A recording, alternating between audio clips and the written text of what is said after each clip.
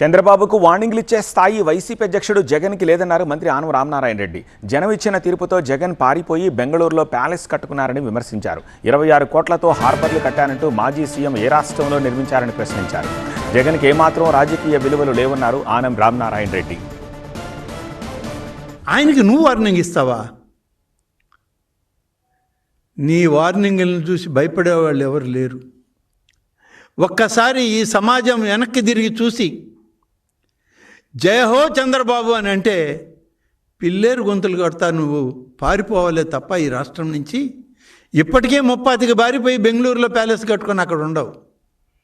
ఇక ఆ ప్యాలెస్కు పరిమితం అయిపోతావు, ఇక్కడికి రాలేవు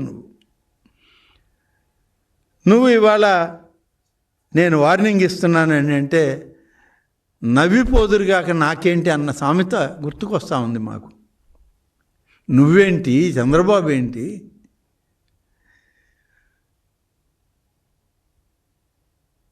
మహా గజరాజుతో పోల్చుకునేటువంటి చంద్రబాబు నాయుడు ఎక్కడ? దూది పింజలాగా ఎగిరిపోయే, గాలి కొడితే ఎగిరిపోయే నువ్వెక్కడ? నువ్వు వార్నింగ్ ఇస్తావా మాకు? కాబట్టి నీ ఊకదంపుడు బెదిరింపులకి, ఉపన్యాసాలకి ఇక్కడ ఎవరు బాధపడేవాళ్ళు లేరు, భయపడేవాళ్ళు కూడా లేరు. 26,000 కోట్లతో నువ్వు పోర్ట్లు, హార్బర్లు కట్టావా? ఎక్కడా? ఏ రాష్ట్రంలో? ఆంధ్రప్రదేశ్లోనే కట్టావా?